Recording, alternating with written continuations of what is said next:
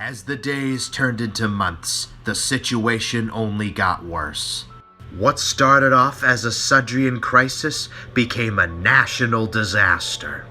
There would soon be reports that the mutations were actually contagious, and that engines can get the mutation just by being near a mutant. As a result, it spread to the entire United Kingdom, even Ireland.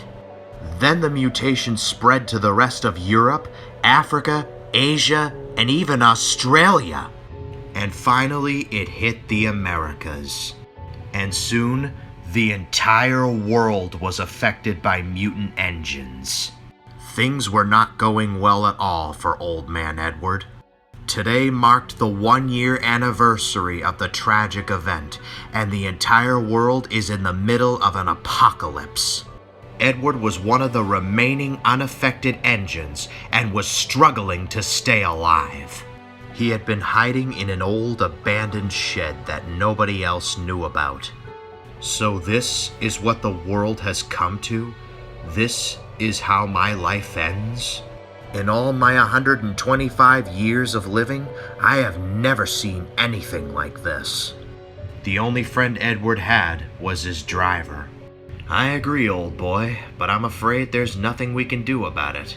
And ever since your fireman died from radiation poisoning, I had to do his work as well as my own. But as long as we stay together, we'll get through this. Then the two heard a puffing noise. Driver, what was that? I don't know, but I think we better hide in case it's one of them. Edward hid in the shed and did not dare make a puffing noise. Then they heard a familiar, unaffected whistle. Douglas, is that you? Aye, yes it is. Who's there? It's me, Edward from Sodor. He was happy to see another unaffected engine. Well, I'll be bait for the Loch Ness Monster. Edward, it's so great to see you. How are you doing, Douglas? It's been a very long time. Ugh, I've been better. Ever since I lost Dunny, I haven't been the same engine. I know how you feel. I lost all my friends, too. I swear, that fat tyrant will pay for what he did to my brother. Now, Douglas, don't start putting the blame on Sir Topham Hatt. He did not anticipate any of that to happen. A freak accident was all it was. I'm sorry that I'm angry, Edward, but can you really blame me? Unfortunately, no, I cannot. But if we're gonna get through this, we need to stay together. Aye, 'tis my intention. Edward and Douglas spent the next 2 days looking for any more survivors. It wasn't long before the two engines heard a puffing noise.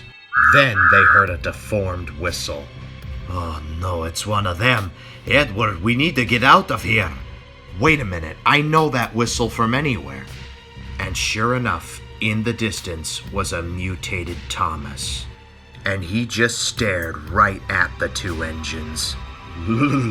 That is one ugly creature.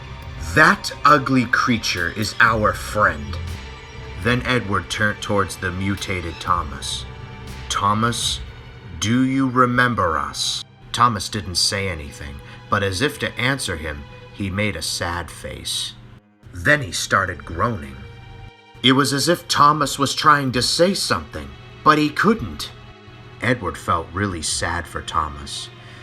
You didn't deserve this, buddy. I really wish there was something I could do to help you. Don't you see, Edward? Thomas is a gunner. There is nothing we can do. Unless somebody comes along and makes some kind of antidote, there's really nothing we can do. Wait a minute. Antidote? That's it! What are you on about, laddie? All we need to do is come up with some type of antidote. The problem is, what's a counter for radiation? Well, if there is a counter for radiation, how are we supposed to get it to the entire world? Then Thomas opened his mouth again as if to speak. Water? He managed to blurt out before going silent again. Water? But you're an abomination. What do you need water for? I think he's thirsty. Here, you can have some of mine. Edward, are you mad? What if more of those things show up? I'm only giving him enough to quench his thirst." Edward gave the mutated Thomas some of his water. Thomas felt a little better after the drink, but was still very sick. He then said, "Thank you," before going silent again. The water seems to improve Thomas's speech. This gave Edward an idea. What if water is the key to defeating this? "Now, Edward, you really don't think water would work?" "Pure, clean water might. And soap. Lots and lots of soap." "Edward, there are thousands, maybe even millions of engines in the world. How are we supposed to get it to all of them?"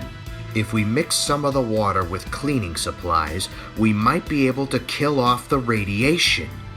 Besides, our friends need our help more than anything." Thomas blinked as if to agree with Edward.